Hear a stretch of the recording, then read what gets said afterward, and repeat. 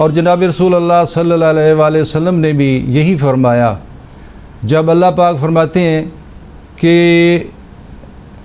سورہ آل عمران قل ان کنتم تحبون اللہ فاتبعونی یحببکم اللہ، کہ اے میرے پیغمبر صلی اللہ علیہ وسلم ان سے کہو کہ اگر یہ اللہ سے محبت کرنا چاہتے ہیں تو ان سے کہیں کہ آپ کی اتباع کریں، اللہ ان سے محبت کرنے لگے گا، اللہ ان کو اپنا محبوب بنا لے گا، وَيَغْفِرْ لَكُمْ ذُنُوبَكُمْ، اور ان کی خطائیں ان سے معاف کر دے گا۔ تو سب سے پہلا تقاضا یہی ہے اطاعت کا کہ اللہ کے ساتھ کسی کو شریک نہ ٹھہرایا جائے، اللہ کی توحید پر ایمان رکھا جائے، اور پیغمبر آپ جناب رسول پاک صلی اللہ علیہ وسلم کی آمد کے بعد، بعثت کے بعد قیامت تک آپ کی اتباع چلے گی، تو اسی میں ہی نجات ہے۔ اللہ پاک فرماتے ہیں اطیعوا اللہ واطیعوا الرسول لعلکم ترحمون، کہ اللہ کی اور رسول پاک کی اطاعت کرو تاکہ میں تم پر رحم کروں۔ ٹھیک، تو اس میں ڈاکٹر صاحب جو موجودہ دور میں اللہ کی محبت اور اطاعت کے جو تقاضے ہیں وہ کیسے پورے کیے جائیں، کیونکہ ہر وقت مصروفیات ہے، ڈیویشنز ہیں، دماغ کا ایک ڈسپرشن ہے، تو اس موجودہ دور میں کس طرح سے اس کے تقاضے پورے کیے جائیں؟ دور کوئی بھی ہو جی، اس میں اللہ اور اس کے رسول کی اطاعت جو ہوگی تبھی اللہ تعالیٰ کی طرف سے فیض و برکات بھی ہوگی۔ اور آج کا جیسے آپ نے فرمایا کہ اللہ تعالیٰ لگتا ہے بڑے غصے میں ہیں، تو اس کی وجہ یہی ہے کہ نافرمانیاں جب کسی بھی قوم میں اوپنلی ہوتی ہیں تو پھر اللہ کا اس پر غضب ہوتا ہے، غصہ ہوتا ہے۔ تو یہ تو جناب رسول اللہ صلی اللہ علیہ وسلم کی دعا ہے اس امت کے لیے کہ یا اللہ میری امت کو بحیثیت مجموعی تباہ نہ کرنا۔ تو باقی انفرادی طور پر آپ دیکھتے ہیں کہ بہت سارے اس امت پر بھی سختیاں آ رہی ہیں۔ سب سے بڑی سختی یہی ہے کہ جو کرونا وائرس پھیلا ہوا ہے، تو اس میں آپ دیکھیں مساجد بند ہو رہی ہیں، بیت اللہ بند ہو رہا ہے، مسجد نبوی جو ہے وہ بند ہو رہی ہیں۔ تو اگر ہم اللہ اور اس کے رسول کی اطاعت کریں گے، آپ نے صرف یہی نہیں ہے کہ صرف مساجد میں، زندگی کے تمام شعبے میں، آپ کا سیاست کا ہو، معیشت کا ہو، معاشرت کا ہو، کسی دنیا کا جو بھی شعبہ ہے اس میں اللہ اور اس کے رسول کی اطاعت ہوگی تو اللہ تعالیٰ ہم پر راضی ہوگا، اور آسمان سے اللہ تعالیٰ فیوز و برکات کے دروازے کھول دے گا۔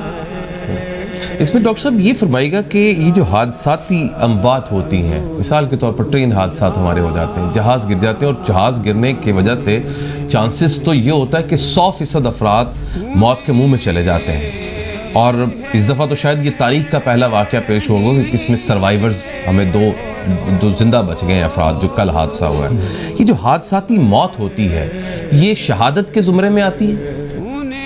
جناب رسول اللہ صلی اللہ علیہ وسلم سے صحابہ کرام رضی اللہ تعالیٰ نے پوچھا کہ یا رسول اللہ، حضور نے صحابہ سے پوچھا کہ شہید کیا ہوتا ہے؟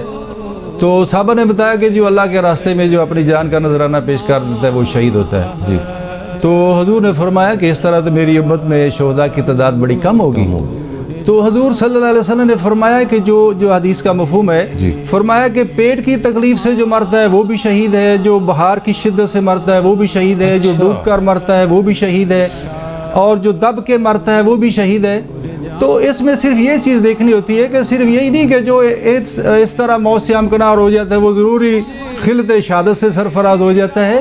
اس کے لیے یہ ضروری ہے کہ وہ ایمان پر قائم ہو، بیسک چیز ہے ایمان۔ اگر آدمی ایمان پر قائم ہے، دین کے تقاضے پورے کر رہا ہے، اس دوران اس کو حادثاتی موت آ جاتی ہے تو وہ مقام شہادت پر فائز ہوگا۔ ایک آدمی اللہ کی نافرمانیوں میں، رسول پاک صلی اللہ علیہ وسلم کی نافرمانیوں میں زندگی گزار رہا ہے تو وہ بے شک ان جو میں نے ذکر کیا ہے اس طرح بھی اس کی موت واقع ہو جائے تو وہ شہادت پر فائز نہیں ہوگا۔ بالکل صحیح، بالکل صحیح۔ ڈاکٹر خالد پراچے صاحب، میں نے اس حوالے سے آپ کا ایک مضمون بھی دیکھا ہے، ناظرین کو بتائیں کہ اطاعت کہاں تک ہے اور جب اطاعت نہیں ہے تو پھر کیا ہے؟ بسم اللہ الرحمن الرحیم، سبحان ربک رب العزت عما یصفون والسلام علی المرسلین والحمد للہ رب العالمین۔ آپ نے میرے جس مضمون کا حوالہ دیا میں اسی سے بات شروع کر لیتا ہوں۔ دراصل وہ مضمون میں نے ایک خاص پس منظر میں لکھا تھا اور چند سال پہلے کی بات ہے، اور وہ آج بھی عدالت میں زیر سماعت ہے۔ مضمون اس حوالے سے تھا کہ پرویز مشرف صاحب نے پاکستان کے آئین 1973 کی خلاف ورزی میں کچھ اقدامات کیے. ایک سوال اٹھا کہ انہوں نے آرٹیکل 6 کی خلاف ورزی کی ہے اور ان پر بغاوت کا مقدمہ کیا جائے. اس کا طریقہ اختیار کیا گیا. تو اس پر میرے ذہن میں ایک سوال آیا کہ ہم نے جو قانون بنایا اس میں خود ہی لکھا کہ جو اس قانون سے انحراف کرے گا, جو اس کی اطاعت نہیں کرے گا تو وہ باغی قرار پائے گا اور اس سے بغاوت کا مقدمہ چلے گا, اس پر بغاوت کا مقدمہ چلے گا. پھر اس تجسس پہ میں نے تھوڑا سا کام کیا. تو قرآن مجید میں سورہ اعراف میں نبی اکرم صلی اللہ علیہ وسلم کی زبان سے اللہ پاک نے یہ جملہ کہلوایا ہے جو سورہ اس قرآن مجید کا حصہ ہے, اور سورہ فرقان آیت نمبر 30 وقال الرسول یا رب ان قوم اتخذوا هذا القرآن مہجورا, جس میں نبی صلی اللہ علیہ وسلم ہمارے خلاف, میرے خلاف, آپ کے خلاف, سارے مسلمانوں کے خلاف FIR درج کرواتے نظر آ رہے ہیں کہ میری قوم نے قرآن مجید کو موتیوں سے لکھا, سونے کے تاروں سے لکھا, کیلیگرافی میں ڈیزائنوں میں لکھا اور غلافوں میں لپیٹا, اور یہ کس سے بھی بنا لیے کہ جی ایک بابا تھا وہ سردی میں قرآن کو بچاتا تھا اور گرمی میں گرمی سے بچاتا تھا اور وہ جنت میں چلا گیا. تو ہمارا قرآن کے ساتھ رشتہ یہ ہو کہ ہم وہ ساری باتیں جنہیں قرآن روکتا ہو ان سے نہ رکتے ہوں, اور جو قرآن اجازت دیتا ہو ان کو ہم اپنی طبیعت کے مطابق اختیار کرتے ہوں. تو اس FIR کی موجودگی میں اور قیامت کی پیشی میں اور آرٹیکل 6 کی مخالفت میں ہمارا مقام کیا ہے؟ اس حوالے سے میں 4 باتوں کا ذکر کروں گا اور آپ مجھے اس کا ٹائم دیں گے تاکہ میری بات ایک ہی نشست میں مکمل ہو جائے. اللہ تعالیٰ نے قرآن مجید میں اختیار دینے کا, قانون نافذ اختیار کرنے کا اختیار یا اقتدار اعلیٰ جسے کہتے ہیں آئین کی زبان میں, وہ اپنے پاس یہ کہہ کر رکھا تبارک الذی بیدہ الملک وہو علی کل شیء قدیر اور للہ الخلق والامر, اور اس میں اس طرح کی قرآن مجید میں بے شمار آیتیں ہیں کہ جی اللہ تعالیٰ اس کائنات کو حکم دینے کا اختیار, اس کا مقتدر اعلیٰ اس وجہ سے ہیں کہ انہوں نے اس کائنات کو بنایا, انسان کو بنایا, اس کی ہر چھوٹی بڑی چیز کو بنائی, لہٰذا اس کائنات کو چلانے کا حکم دینے کا اختیار اسے حاصل ہے. پھر اللہ تعالیٰ نے اس پہ مزید اس کو باریک کیا. سورہ کافرون تک اللہ تعالیٰ نے 2 نظاموں کا اعتراف کیا کہ 2 نظام ہوں گے, لکم دینکم ولی دین, پیرالل چلتے ہوں گے. جو ماننے والے ہیں ان کا دین یہ ہوگا اور جو نہ ماننے والے ہیں ان کا دین یہ ہوگا. راستے موجود ہوں گے, جو چاہے مان رہا ہوگا, جو چاہے گا نہیں مان رہا ہوگا.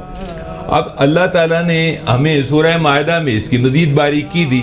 یہ آیات 44, 45 اور 47 میں اللہ تعالیٰ نے کہا کہ جو لوگ اللہ کے دیے ہوئے حکم کے مطابق اپنے فیصلے نہیں کرتے, اللہ نے فرمایا وہ کافر ہیں, پھر کہا وہ ظالم ہیں اور وہ فاسق ہیں. اب یہ عجیب بات ہے کہ اللہ نے فرمایا وہ کافر ہیں. کافر کا لفظ اللہ تعالیٰ نے جس طرح میں نے سورہ الکافرون کا حوالہ دیا, تو کافر وہ ہے جو اللہ کے نظام کو کے پیرالل اپنا نظام اپنی مرضی سے چلا رہا ہے اور اللہ کے پورے نظام کو اپنی زندگی میں نہیں لا رہا. اور یہ نبی صلی اللہ علیہ وسلم کے ساتھ جب جناب ابو طالب کے ساتھ مذاکرات ہوئے کفار قریش مکہ کے, تو انہوں نے کہا جی کچھ باتیں یہ ہماری مان لیں, کچھ یہ ہم ان کی مان لیں گے. اس موقع پہ یہ کہا گیا کہ لکم دینکم ولی دین, اور پھر آگے کہا گیا کہ ظالم کون ہوتا ہے؟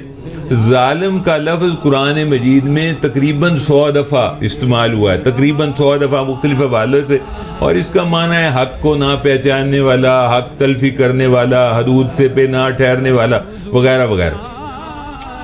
آدم علیہ السلام کو جس پودے کے پاس جانے سے روکا گیا تھا, آدم علیہ السلام اس کے پودے کے پاس تشریف لے گئے تو اللہ تعالیٰ نے ان کے اس فعل کو ظلم سے تعبیر کیا ہے. اور ان شرک ظلم نظیم, اللہ تعالیٰ نے خود فرمایا کہ شرک اللہ کو واحد ماننا اللہ کا حق تھا, کسی اور کو دے دیا, تو یہ بھی ظلم ہے. اسی طرح فاسق کا معنی, فاسق کا لفظ قرآن مجید میں 38 ٹائمز آیا ہے, اور اس کی کئی حکم عدول نہیں کرنے والا، بغاوت کرنے والا، حد پہ نہ ٹھہرنے والا، خلط ملط کرنے والا، جائز و ناجائز کو ملانے والا. تو اگر ہم یہ غدار اور باغی کا معنی دیکھیں تو وہ 3 چیزوں سے باہر نہیں جا رہا، 3 چیزوں سے باہر نہیں جا رہا. یا غدار فاسق ٹھہرتا ہے، یا کافر ٹھہرتا ہے، یا ظالم ٹھہرتا ہے. تو اگر ہم اپنے قانون کے بارے میں اتنے سینسٹیو ہیں، اس کی اطاعت چاہتے ہیں کہ اس قانون کے نہ ماننے والا ہمارے دستور کی دفعہ 5 اور دفعہ 6 کے تحت غدار ہے، نہ ماننے کی وجہ سے اس کا مشورہ دینے والا، اس کا راستہ دکھانے والا، اس کی مدد کرنے والا بھی غدار اور باغی ہے، تو پھر اللہ کے دستور جس کی پیشی کی تاریخ بھی لگی ہوئی ہے کہ روز قیامت ہے، جس میں جج بھی طے ہے کہ اللہ تعالیٰ کی ذات ہے، جس میں FIR یا وکیل استغاثہ جناب مصطفیٰ کریم صلی اللہ علیہ وسلم بھی طے ہیں. ہم تو وکیل بناتے ہیں نا جی، ہمارا وکیل استغاثہ یہ ہوگا پراسیکیوٹر، تو اللہ تعالیٰ نے خود قرآن مجید میں پراسیکیوٹر بھی بنا دیا ہے جناب محمد مصطفیٰ صلی اللہ علیہ وسلم. اور ہماری صفائی کی حالت یہ ہوگی کہ یوم نختم علی افواہہم، کہ ہمارے ہونٹوں پہ مہر لگا دی جائے گی اور ہمارے اعضاء گواہی دیں گے. تو پھر اس وقت ہم کیا وضاحت کریں گے کہ جب ہم نے اللہ کے حکم سود کی حرمت کے مقابلے میں اسے حلال جانا تو ہم کہاں کھڑے تھے؟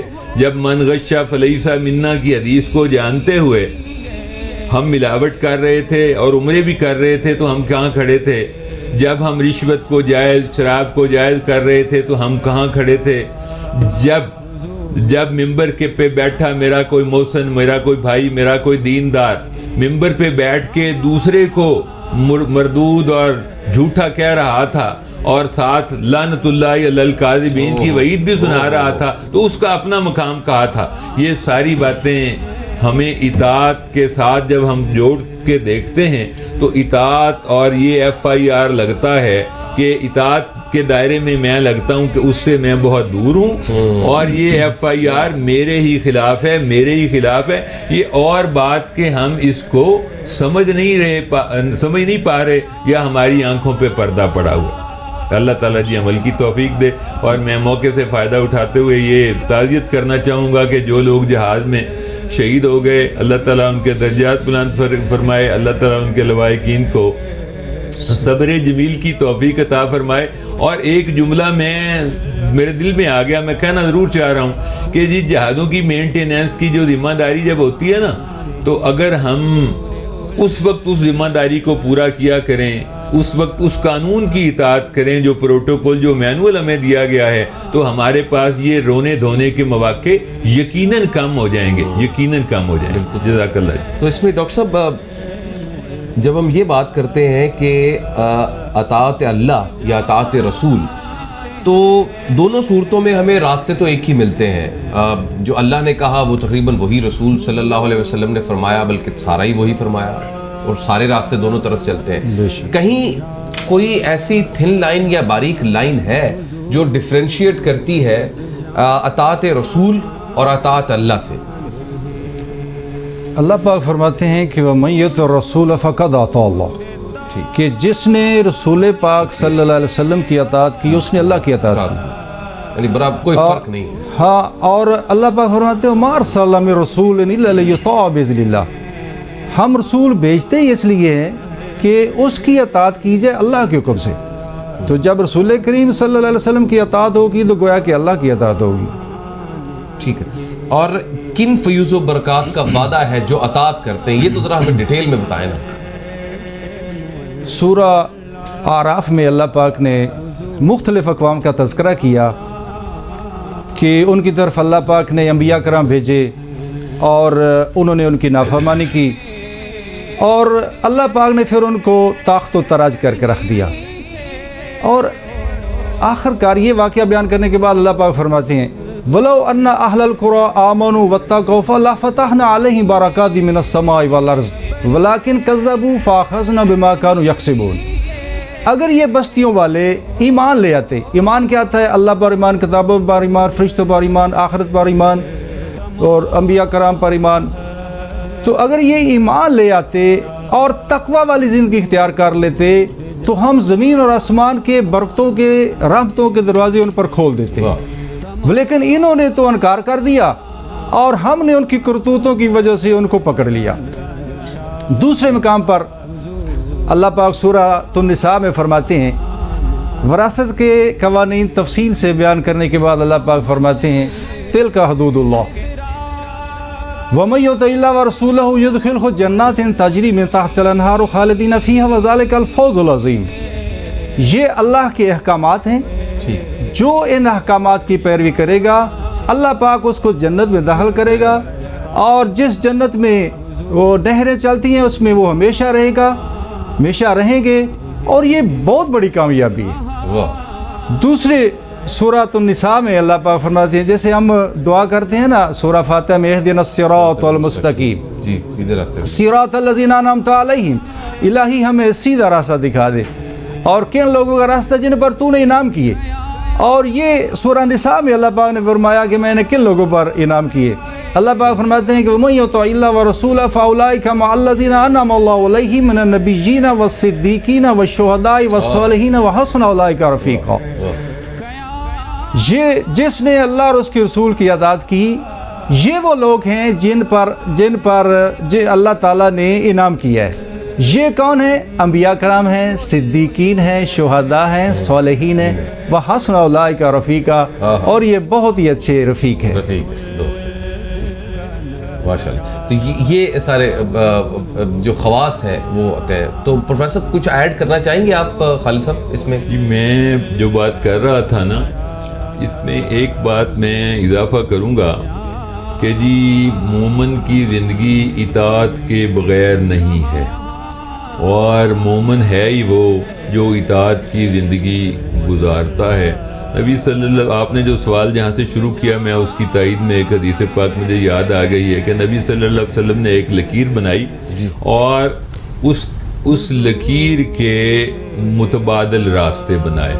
تو آپ صلی اللہ علیہ وسلم نے فرمایا یہ میرا راستہ ہے، یہ بھی منزل کی طرف جاتا ہے، اور یہ متبادل راستے ہیں، یہ بھی جا تو منزل کی طرف ہی رہے ہیں، لیکن ان میں سے ہر راستے پہ شیطان بیٹھا ہوا ہے۔ تو اب آپ اس حدیث پاک کا مفہوم ہے، اور ایگزیکٹ تو میں نہیں کہہ سکتا، لیکن مفہوم میں یہ بات جو ہمارے سامنے لائی گئی ہے نا، وہ یہ ہے کہ ایک راستہ جس میں آپ بالکل نبی صلی اللہ علیہ وسلم کے نقش قدم کو ساتھ لے کے چلتے ہیں، اور نبی بھی وہ جس کے بولنے کے بارے میں بھی اللہ نے یہ فرمایا ہے وَمَا يَنْطِقُ عَنِ الْهَوَىٰ، وہ اپنی خواہش نفس سے تو بولتا ہی نہیں ہے، تو نبی بھی وہ۔ تو اب اس کے مقابلے میں جو راستہ ہے وہ منزل کی طرف تو جا رہا ہے، لیکن اس میں ہم کس کے ساتھ سفر کرتے ہیں؟ شیطان کے ساتھ۔ اب ہم سوچ لیں کہ شیطان ہمیں راستے پہ حفاظت سے، کامیابی سے لے جا سکتا ہے یا ہمیں اطاعت لے جا سکتی ہے۔ تو میں تو بہرحال جی جدت سے کہوں گا، اور اللہ تعالیٰ اس کو میرے ایمان و عمل کا حصہ بنائے کہ ہم یقیناً اطاعت کے راستے سے ہی کامیابی حاصل کر سکتے ہیں۔ ایک بات میری تھوڑی رہ گئی پہلے، کہ ہم نے ہجرت کا جو معنی لیا تھا نا کہ اتخاذ القرآن مہجورا، کہ میری قوم نے قرآن مجید کو ایک طرف ڈال دیا، غلاف میں لپیٹ دیا، سجا کے رکھ دیا، سونے کے تاروں سے لکھ کے رکھا، اور اس پہ پیرا لگا دیا، انڈے پہ لکھا، دال پہ لکھا، چاول پہ لکھا، اور نہیں لکھا تو حرز جان نہیں بنایا، حرز جان نہیں بنایا، جو بنانا تھا، جس کے لیے قرآن مجید آیا تھا۔ اب اس کے حوالے سے میں ایک واقعہ چھوٹا سا عرض کروں گا کہ میں ایک تقریب میں بیٹھا تھا، اور عطا اللہ شاہ بخاری رحمۃ اللہ علیہ کا نام پاکستان، ہندوستان اور اسلامی دنیا میں سارے ہی جانتے ہیں۔ ان کے صاحبزادے ہیں عطا المومن شاہ صاحب، وہ تقریر فرما رہے تھے، تو انہوں نے اس بات کو اقبال کے ساتھ جوڑا کہ اقبال یہ کہتا ہے، اور اقبال نے کہا کہ قرآن مجید زندہ لوگوں کی کتاب ہے، اور کتاب زندہ ہے، این کتاب زندہ قرآن حکیم، قرآن مجید کتاب زندہ ہے اور زندہ لوگوں کی کتاب ہے، اور ہم نے اس کتاب کے ساتھ کیا یہ کہ ہم نے اسے مردے بخشوانے کی کتاب بنا دیا۔ اچھا، زندگی میں رہنمائی لیتے نہیں ہیں، ایصال ثواب کرتے رہتے ہیں، ایصال ثواب کا پتہ نہیں کیا سٹیٹس ہے۔ تو اس پہ میں یہ چونکہ متنازع بات ہے اس کی طرف میں نہیں جاؤں گا، لیکن مہجورہ کا مطلب یہ ہے کہ اسٹیبلش رشتے کو چھوڑ کے نیا رشتہ استوار کرنا، اسے ہجرت کہتے ہیں۔ نبی صلی اللہ علیہ وسلم اپنے ساتھیوں کے ساتھ مکہ میں مقیم تھے، آپ مدینہ جو تشریف لے گئے کہ یہ آپ کی ہجرت اس تعریف کے اعتبار سے ہے کہ آپ نے ایک مکہ کی سرزمین سے جڑے اور موجود رشتے کو توڑا اور نئی زمین سے سرزمین سے نئے رشتے کو جوڑا، یہ ہجرت ہے۔ یہی معاملہ قرآن مجید کے ساتھ ہے کہ ہمارے مطلب ہے نا، میں بات مجھے کہنی تو نہیں چاہیے لیکن میری زبان پہ آ گئی ہے کہ صدر مملکت علماء سے ملاقات میں کہتے ہیں کہ یہ جی سود کے حوالے سے کوئی راستہ پیدا کریں، حالانکہ حکومت کا کام یہ ہے وہ قرآن کے نفاذ کے حوالے سے راستہ پیدا کرے، نہ کہ یہ تقاضا کرے۔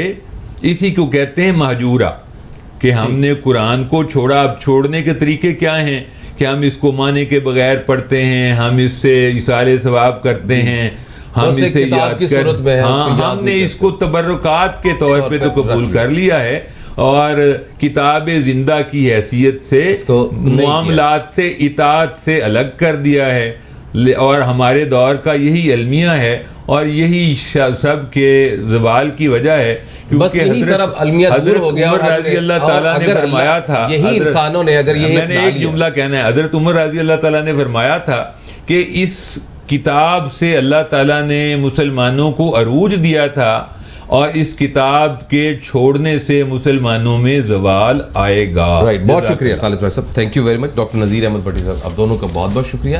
ایک بریک لیتے ہیں اور بریک کے بعد دوبارہ حاضر ہوتے ہیں، لیکن اس سے پہلے ایک نعت رسول مقبول ایک کلام سنتے ہیں۔ زندگی مدینے سے جھونکے ہوا کے لا، شاید حضور ہم سے خفا ہے منا کے لا،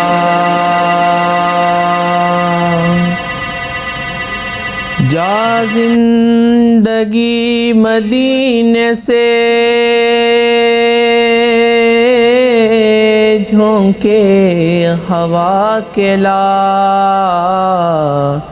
شاید حضور ہم سے خفا ہے منا کے لا۔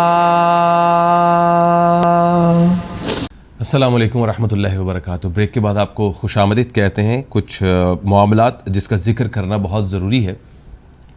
چاند کے معاملے کے اوپر بہت سارے چاند نئے چڑھائے جا رہے ہیں، جیسے کہ فواد چودھری صاحب نے سائنٹیفک بنیادوں پر کہا ہے کہ کل عید ہے، آج ہم چاند دیکھ سکتے ہیں، لیکن دوسری جانب رویت ہلال کمیٹی ہے، انہوں نے چاند دیکھنا ہے، فائنل کرنا ہے، کنکلوژن نکالنا ہے۔ یہ اس وقت معاشرے کے اندر ایک کشمکش اور معمہ سا چل رہا ہے۔ ہم کوشش کر رہے ہیں کہ فواد چودھری صاحب سے بات چیت ہو سکے اور ان سے بات کر سکیں، یا مفتی منیب صاحب سے گفتگو کر سکیں، ان سے بات کر سکیں کہ اصل میں یہ مخمصہ کیسے دور ہوگا۔ اب سوال یہ آتا ہے کہ کیا فیڈرل منسٹر کی بات کو مانتے ہوئے گورنمنٹ جو اناؤنس کرے وہ زیادہ بہتر ہے، یا پھر رویت ہلال کمیٹی کی ہی فائنل ڈیسیجن ہے؟ اگر وہ ہاں کرے یا وہ شہادتیں وصول کرنے کے بعد فائنل کنکلوژن نکالے تو تب ہی ہے، کیونکہ آج کے دن کے حساب سے کل تقریباً تمام مشرق وسطیٰ کے اندر، یورپی ممالک کے اندر، امریکہ کے اندر عید تو کل وہاں ہے، کیونکہ وہاں پر کل اب عید ہے۔ تو اگر ہمارے ہاں بھی کل اگر عید ہوتی ہے تو عمومی طور پر باقی سب کے ہاں 30 روزے ہوں گے، لیکن ہمارے ہاں پھر 29 روزے ہوں گے، اور ایک روزہ جس کے بارے میں بھی ظاہر ہے چاند دیکھنے کے بعد فائنل کنکلوژن ہوگا تو وہ دیکھنے میں آئے گا۔ عمومی طور پر جو باہر ممالک ہے وہاں پر سائنٹیفک میتھڈز کو ہی یوز کیا جاتا ہے، یہاں تک کہ جو نمازوں اور اذانوں کے اوقات ہیں وہ بھی سائنٹیفک جو کیلنڈرز ہیں اس کی بنیادوں پر ہی، اور یہاں پاکستان کے اندر بھی یہ جو اذانوں کے اوقات کار طے ہوتے ہیں کہ اس وقت اذان اور اس کی اتنی منٹ بعد یا جمعے کی اذان یا مغرب کی اذان یا فجر کی اذان، خاص طور پر یہ 2 اوقات جو ہوتے ہیں بڑے امپورٹنٹ ہوتے ہیں، تو ان کے بھی سائنٹیفک میتھڈ سے ہی ایک کیلنڈر اور ٹائم ہوتا ہے تو بنا ہوتا ہے. تو کیا اس بار ہم سائنٹیفکلی میتھڈز کو مانیں گے؟ اور اس کے لیے اگر جو شہادت ہے، جو حکم ہے وہ یہ ہے کہ آپ آنکھ سے اس کو دیکھیں چاند کو اور اس کی مختلف شہادتیں آئیں تو ہی اس کی کنفرمیشن دی جا سکتی ہے.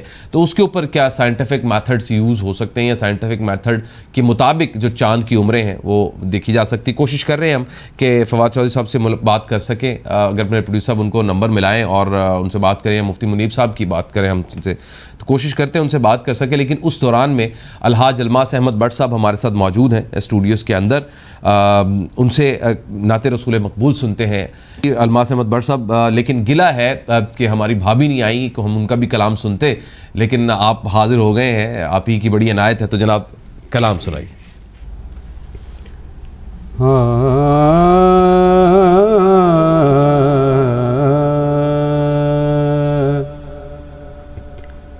تھی جس کے مقدر میں گدائی تیرے در کی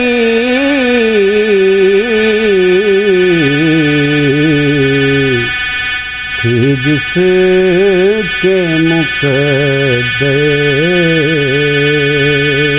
میں گدائی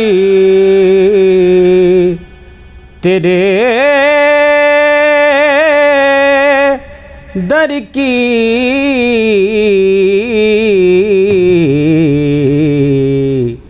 قدرت نے اسے راہ دکھائی تیرے در کی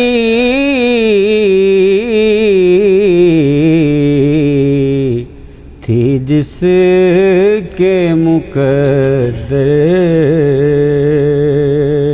میں پھر اس نے کوئی اور تصور نہیں باندھا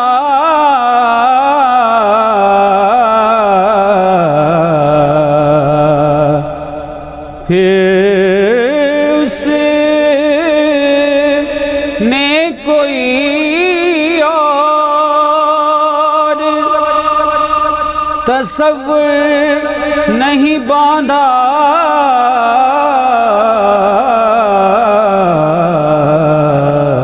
ہم نے جس تصویر دکھائی تیرے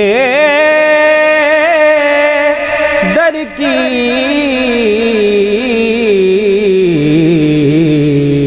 ہم نے جس تصویر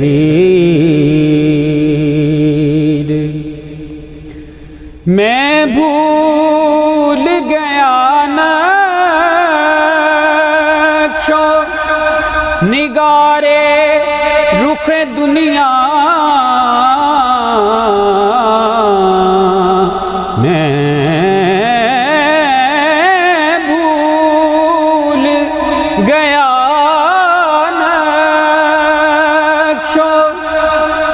نگارے رخ دنیا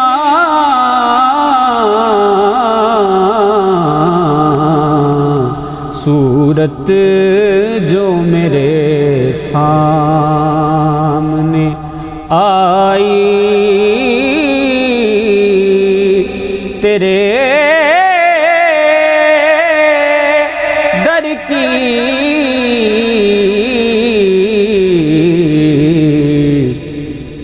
صورت جو میرے سامنے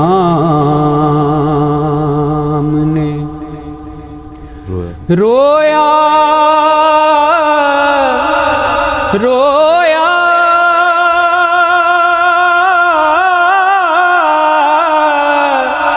رویا ہوں میں اس شخص کے پاؤں سے لپٹ کے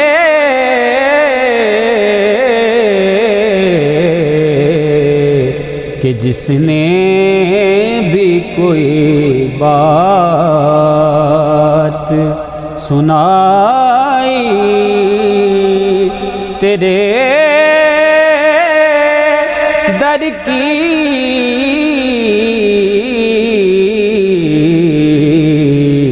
کہ جس نے بھی کوئی بات سنائی تیرے در کی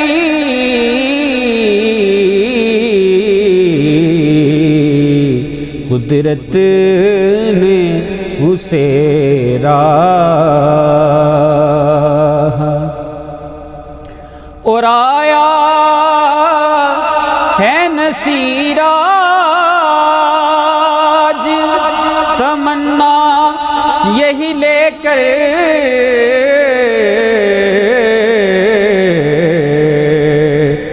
آیا ہے نصیراج تمنا یہی لے کر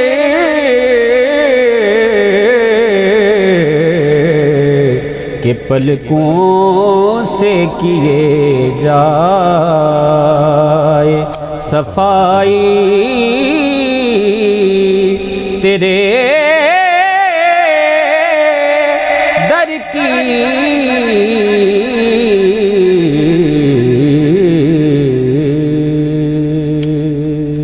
سبحان اللہ.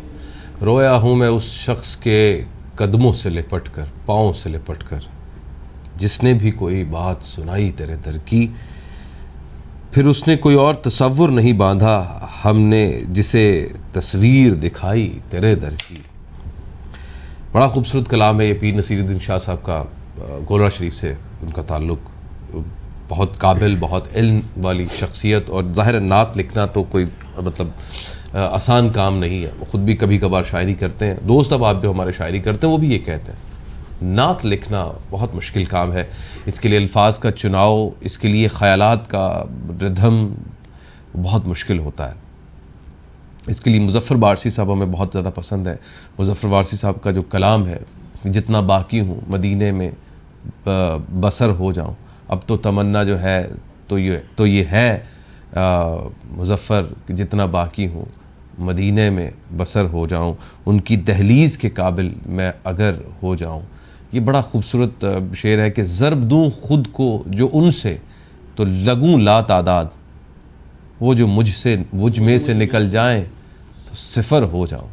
کیا مر کے اپنی ہی اداؤں پہ امر ہو جاؤں، ان کی دہلیز کے قابل میں اگر ہو جاؤں. اور ضرب دوں خود کو جو ان سے تو لگوں لا تعداد، وہ جو مجھ میں سے نکل جائیں تو صفر ہو جاؤں.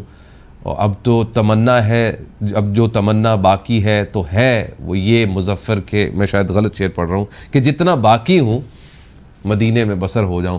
اللہ حاج الماس احمد بٹ صاحب سے گزارش ہے کہ ایک اور کلام ہمیں سنائے تاکہ مزید پھر ہم آگے گفتگو کر سکیں. جی الماس احمد بٹ صاحب.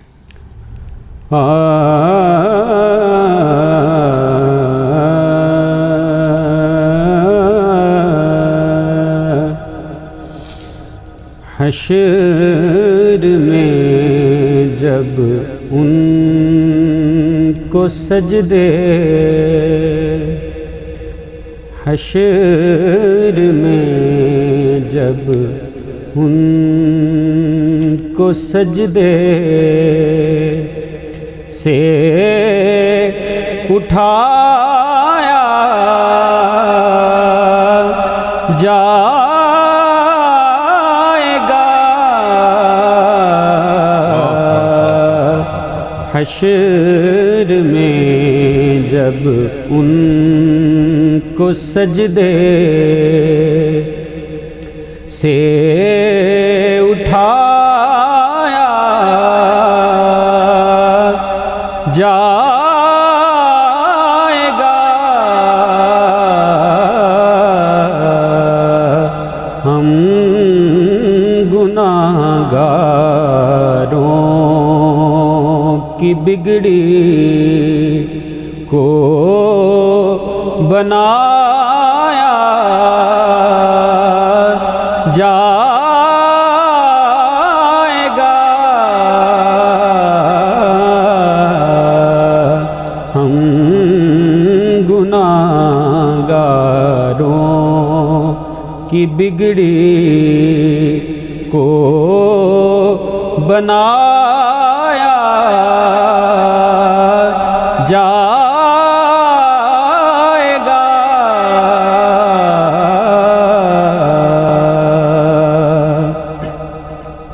اور کچھ تو ان کی جنبشیں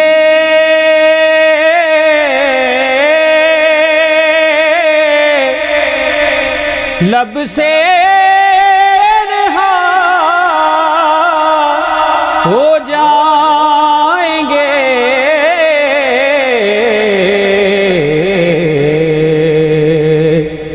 کچھ تو ان کی جنبشیں لب سے رہا ہو جائیں گے،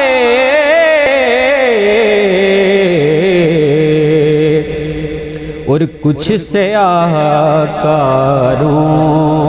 کو کملی میں چھپایا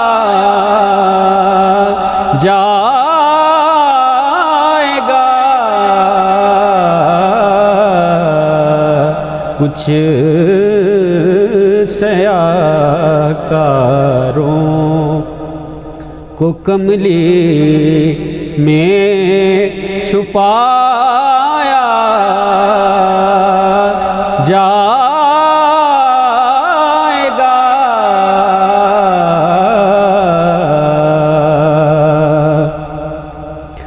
اور جب سواری سیدہ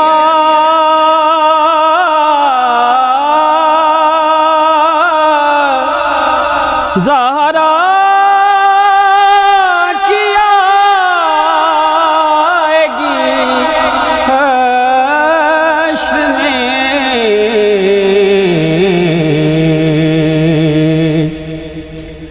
جب سواری سیدہ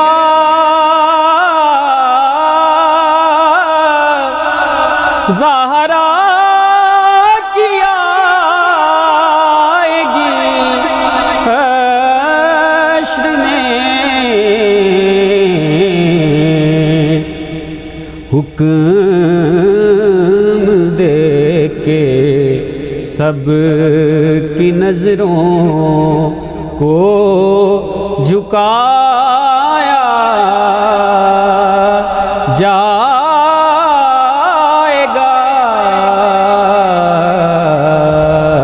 حکم دے کے سب کی نظروں کو جھکایا جائے گا، حشر میں جب ان کو سجدے سے اٹھایا جائے گا، ہم گناہگاروں کی بگڑی کو بنایا جائے گا۔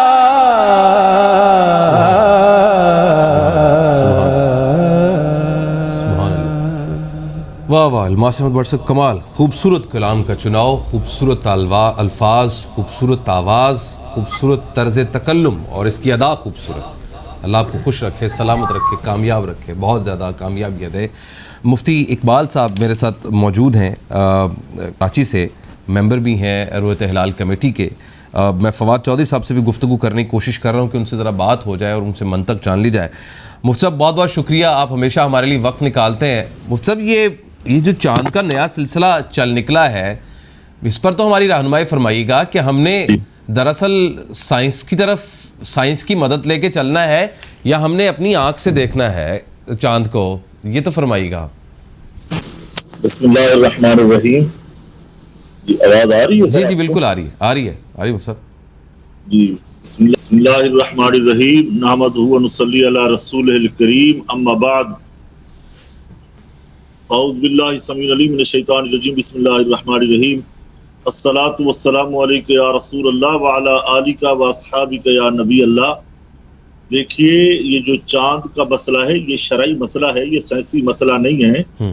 چونکہ نبی کریم صلی اللہ تعالی علیہ وسلم کی احادیث متواتر ہے کہ چاند دیکھ کر روزہ رکھو اور چاند دیکھ کر عید کرو. جب رسول اللہ صلی اللہ تعالی علیہ وسلم کا واضح حکم آ گیا، اب کوئی ادھر ادھر جانے کی ضرورت نہیں ہے. سائنس، ٹیکنالوجی، یہ چیزیں غلط بھی ہوتی رہتی ہیں، بدلتی بھی رہتی ہیں، مگر رسول اللہ صلی اللہ تعالی علیہ وسلم کا جو فرمان ہے وہ 1400 سال گزر گئے ہیں، وہ اس کے لیے منطق مفتی صاحب ایک منطق یہ دی جاتی ہے، مفتی صاحب منطق یہ دی جاتی ہے کہ مقصد دیکھنا ہے، اور وہ دیکھنا اگر پاورفل دوربین سے ہے تب بھی دیکھنا ہے یا سیٹلائٹ سے دیکھنا ہے تب بھی دیکھنا ہے، اور سیٹلائٹ سے ہی ہم دیکھ رہے ہیں اور یہ بتا رہے ہیں. یہ منطق ہے آگے فواد چودھری صاحب کا کہ جب ہم سیٹلائٹ سے دیکھ کر بتا رہے ہیں تو پھر کیا ہے؟ ذاتی جی وہ موصوف جو ہیں ان کی اپنی ذاتی یہ منطق ہو سکتی ہے. اس منطق کا تعلق شریعت کے ساتھ نہیں ہے. شریعت نے یہ رکھا ہے کہ دیکھ کر یعنی شہادتیں آ جائیں. جب ایک رویت کمیٹی ملک پاکستان کی بنی ہوئی ہے، وہ بھی اسی ادارے نے بنائی ہے، یعنی مذہبی امور وزارت مذہبی امور جو ہمارا ایک ادارہ ہے، اسی کی یہ ذیلی کمیٹی ہے، رویت حلال کمیٹی پاکستان. تو وہاں اس کے علماء ہی بیٹھتے ہیں، یہ علماء کا کام ہے.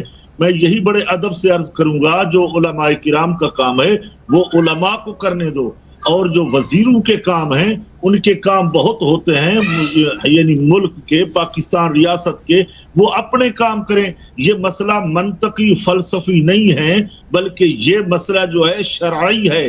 تو اسی طرح مفتی صاحب اس پر ایک اور منطق آتی ہے، مفتی صاحب ایک منطق اور آتی ہے. دیکھیے میں دونوں سائیڈز پہ کسی سائیڈ پر نہیں ہوں، کیونکہ یہ ایک مسئلہ بہت بڑے لیول کا ہے. اس پہ میرے جیسا ایک ناقص العقل کوئی دلیل نہیں دے سکتا، لیکن سوالات یہ اٹھتے ہیں کہ یہ جو نمازوں کے اوقات طے ہوتے ہیں یہ تو پورے سال کے کیلنڈر مسجدوں کے اندر نصب ہوتے ہیں، وہ کیسے آتے ہیں؟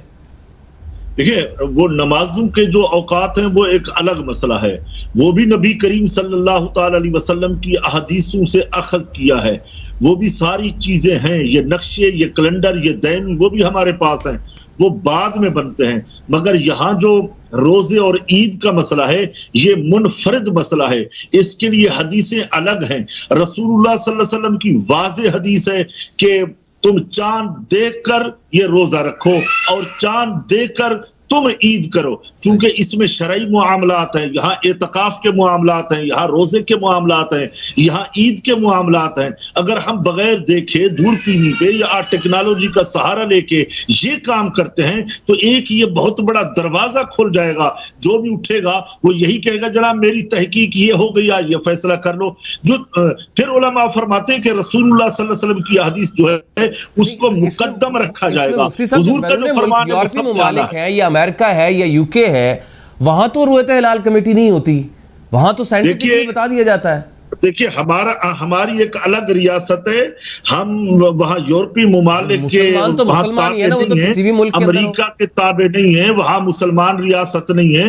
अल्हम्दुलिल्लाह ये हमारा जमहूरिया इस्लामिया ये पाकिस्तान एक मुसलमान रियासत है, नहीं, मुस्लिम तो इसका रियासत है। मतलब है तो कि यहाँ वहां पर निज़ाम पर एक अलग है। इसका मतलब ये समझा जाए कि वहां पर यूरोपीय ममालिक में चूंकि मुस्लिम रियासतें नहीं है, अमेरिका के अंदर, बरतानिया के अंदर, ऑस्ट्रेलिया के अंदर, ये स्कैंडिनेवियन कंट्रीज के अंदर वो मुस्लिम रियासतें नहीं है, तो वहां पर जो ईदें की जाती हैं या रोजे रखे जाते हैं वो चूंकि साइंटिफिक बुनियादों पर चांद को देखकर रखे जाते हैं, तो वो ठीक नहीं है। फिर मेरा ख्याल है कि वहाँ उनके जो करीब मुस्लिम ममालिक हैं वो वहां से टाइम लेते हैं, वो वहां से देख के ईद करते हैं, जो उनके करीब ममालिक हैं। और हुक्म भी वहां पे कई ऐसे मुल्क हैं जहाँ 24-24 घंटे वहां सूरज नजर नहीं आता, तो दिन रात, तो उनके लिए अहकाम एक अलग होते हैं। उनके जो करीब मुस्लिम ममालिक होते हैं वो वहां से वो फायदा हासिल करते हैं, उनके मुताबिक वो चलते हैं। बहुत शुक्रिया, got your point sir, thank you very much सब, थैंक यू वेरी मच, अल्लाह आपको जज़ा दे, शुक्रिया बहुत सर, आपने रहनुमाई फरमाई।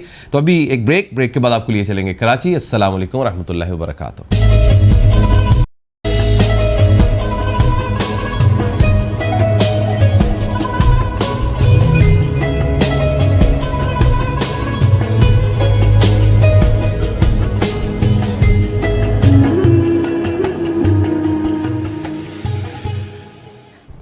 जी अस्सलाम वालेकुम, कैसे हैं आप? खैरियत से? ठीक ठाक। मैं हूं शेफ़ बशीर ख़ान और आज की जो रेसिपी है वो है चिकन हांडी। चिकन बोनलेस हांडी बनाएंगे आज। और रेसिपी शुरू करने से पहले जो है हम चलते हैं अपने हैंड वॉश लाइफ बॉय के काउंटर पे। हैंड वॉश के साथ आपने हैंड वॉश करना है प्रॉपर तरीके से, 20 सेकेंड तक आपने हैंड को वॉश करना है। इस तरीके से सोप को पहले आप लगाएंगे सही से, और जो है चारों तरफ से बैक्टीरिया भी, आप सारी जर्म्स वगैरह ख़त्म हो जाएंगे। कोई भी काम किया करें, कोशिश किया करें कि हैंड वॉश प्रॉपर तरीके से आपने करना होता है। तो आपको 20 सेकेंड तक जो है आप उसको धोते रहें किसी तरीके से, खुद भी साफ़ रहें और दूसरों को भी साफ़ रखें। तो ये हमारे पास हैंड वॉश प्रॉपर हो गया। अब हम चलते हैं अपनी रेसिपी की तरफ। और रेसिपी में जो हमारे पास आज मौजूद है, आज उसके लिए हमें चाहिए वो मैं चीज़ें आपको बता देता हूँ। चीज़ें हमें चाहिए तकरीबन बोनलेस जो है हाफ kg लिए, मैं बताता हूँ आपको। जी हमारे पास बोनलेस के पीसेस है, इसको हम बनाएंगे चंक्स के तौर पे बनाएंगे। और सबसे पहले जो हमने लेना है वो ऑयल 120 ग्राम जो है तकरीबन हमने ऑयल लिया है। नॉर्मली 1 kg के अंदर 1 पाव या 200 ग्राम लेते हैं, तो आप उसका हाफ जो है तकरीबन मैंने 120 ग्राम जो है आपने ml ऑयल ले लिया और उसको गर्म करने लग दिया। साथ में चाहिए एक बोनलेस का पीस, यानी हाफ kg बोनलेस, और इसको हम चंक्स की शक्ल में इसको कटिंग करेंगे, ठीक है जी। और इसके साथ जो चाहिए हमें लहसुन अदरक चॉप, तकरीबन 1 टीस्पून लहसुन, 1 टीस्पून जो है अदरक है, दोनों जो है हम इसको 1-1 टीस्पून के बराबर हम जो लेंगे ताकि वो उसको चॉप कर लें। बहुत से आपने ग्राइंड भी कर सकते हैं, लहसुन अदरक के साथ जो ग्राइंड बना के दोनों को बराबर करने के बाद आप इसको ग्राइंड करके रख लें, और कभी भी आपको चाहिए हो तो आप ले सकते हैं। मैंने इसको फ्रेश मतलब चॉप लिए है ताकि आपको आप चंक्स के तौर पे इसको यूज़ करेंगे हम। इस तरीके से सफाई करना है आपने। और ये जिंजर जो है हमने उसको भी हम चॉप कर लेंगे। इसका तरीकाकार ये है, इसमें स्लाइस भी आपने रखना होता है, बहुत से जो आप बाद में गार्निश वगैरह के लिए थोड़े से रख दें। और लहसुन अदरक जो है चॉप कर लें, दोनों मिला के प्रॉपर फाइन चॉप करना है आपने। इस तरीके से हमें चॉप करना है, फाइन चॉप कर लेंगे। और उसके बाद हमने जो है अपना बोनलेस जो है वो सफाई करेंगे। बोनलेस के पीसेस पहले भी आपको खोलने बताया था कि इस तरीके से आप इसको पहले कटिंग कर लें, साफ़ कर लें, ठीक है जी। और इस तरीके से, ताकि अगर आपने जिस तरीके से आपने कटिंग करनी हो, पीसेस चाहिए आपको, आप स्लाइस के तौर पे इसको ये जूलियन शक्ल में कटिंग कर लें। अब जितने बड़े आपने स्लाइस रखने हैं उसके हिसाब से अपने ये हमने अपने चंक्स बना देना है, जैसे बोटियाँ बनाते हैं बारबेक्यू वगैरह के लिए, इस तरीके से हमने बोनलेस के पीसेस कर दिए हैं, ठीक है जी। और ये हमारे पास हमारा बोनलेस के पीसेस आ गए, ये देखें, ये 4 पीसेस कर लिए। इसी तरह हमने इसको दोबारा इसको खोलना है और इसकी सफाई करने के बाद आपने बोनलेस को ये पूरा पीस खोलेंगे जितने बड़े भी स्लाइस रखने हैं अपनी अपनी मर्ज़ी से, मगर बहुत ज़्यादा बड़े भी नहीं होने चाहिए और छोटे भी नहीं होने चाहिए, क्योंकि हांडी के अंदर पीसेस जो चंक्स आपको पूरी एक बोटी नज़र आनी चाहिए। ये हो गया हमारे पास, हमने इसको पीसेस कर लिए। ये हमारे पास अमूमन फुल और हाफ हांडी की जो वेट होता है वो 300 ग्राम, हाफ के जी भी लेते हैं।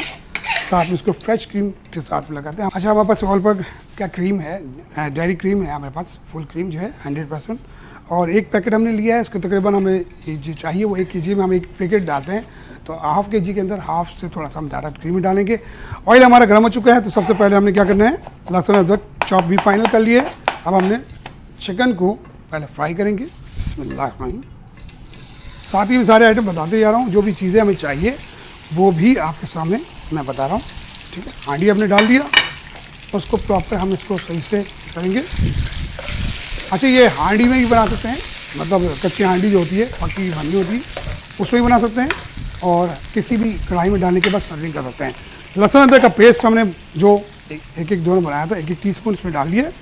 अब इसको प्रॉपर फ्राई करें, और इसके बाद जो चीज़ें वो चाहिए, टमाटो का पेस्ट वो हमने तकरीबन 1.5 पाव लिया है और उसको ग्राइंड कर लिया है। साथ ही जो है टमाटो का पेस्ट है, प्योरी, वो भी मैंने इसके अंदर ऐड कर दिया। 1.5 पाव टमाटर हमने लिया था, और टमाटो को ग्राइंड करके रखेंगे आप। कढ़ाई और हांडी में ये फ़र्क है कि हम टमाटर जो है कढ़ाई में 4 पीसेस करके डाल के इसके साथ पकाते हैं, और इसके अंदर जो है हमने ग्रेवी बनाना होता है, इसलिए हम क्यों प्याज का इस्तेमाल नहीं करते, तो हम इसको टमाटो का प्यूरी बनाते हैं। 4 से 5-6 अदद जो है ये हमने रेड होल मिर्चें जो हैं वो हमने ऐड किए। ठीक है, अब हम इसके अंदर सारे मसाले जो है वो आपके सामने बनाते हैं। सबसे पहले हम डालेंगे red chilli powder. Red chilli powder तकरीबन 1 टीस्पून के बराबर। ठीक है जनाब, और साथ ही इसके हल्दी पाउडर जो है हाफ टीस्पून, इसके अंदर एक कलर लाने के लिए भी और इसका एक फ्लेवर बेहतरीन सा हल्दी की ज़रूरत है। ठीक है, टीस्पून के बराबर हमने डाला है सॉल्ट। अब इन 3 चीज़ों को पहले सबसे मिक्स कर लें और हम सही से भूनेंगे। चिकन थोड़ा सा पेस्ट करेंगे। चिकन भी हमने फ्राई कर लिया था लहसुन अदरक के साथ, साथ में इसकी टमाटो प्यूरी केचप डाल दिया। हम मसाले की बारी जो है रेड चिली पाउडर 1 टीस्पून आपके नमक डाला इसके अंदर हमने, और साथ ही हल्दी पाउडर। ये आपका बेस बन गया हांडी का। अब हमने मज़ीद चीज़ें डालनी है इसके अंदर, वो डालिए। गरम मसाला 1 टीस्पून हाफ के जी के अंदर। ठीक है जनाब, 1 टीस्पून इसके अंदर डालना है ज़ीरा पाउडर, और साथ ही डालेंगे थोड़ा सा वाइट पेपर, हाँ 1/4 टीस्पून के बराबर, और 1/4 टीस्पून के बराबर हमने ब्लैक पेपर डालना है। तो इन चीज़ों को सबको मिक्स करना है, मज़ीद सही से फ्राई करेंगे। ये देखें, और क्योंकि चिकन भी हमारा गल चुका है, टमाटर की प्यूरी भी पूरी तरह से जो है ना ग्रेवी फॉर्म में बन गया है, और हमने मसाले इसके अंदर ऐड कर दिया है। अब ये देखें प्रॉपर हमारे पास हांडी के जो है चिकन वो तैयार है। अब इसके अंदर सिर्फ हमने जो है आपने डालना है ऑल पर की क्रीम जो है वो हमने ऐड करना है। जी, ऑल पर की क्रीम ऐड ये देखें आपने तकरीबन हाफ से थोड़ा सा हमने ज़्यादा डालेंगे, और ये हम इसको जब क्रीम डालें तो थोड़ा फ्लेम थोड़ा तेज़ करेंगे क्योंकि मिक्स करना होने हमने। और ये देखें कितना ज़बरदस्त कलर आ रहा है, ये देखें ज़बरदस्त। इस तरीके से हमने इसको प्रॉपर तरीके से ये हांडी को आपने मिक्स करना है।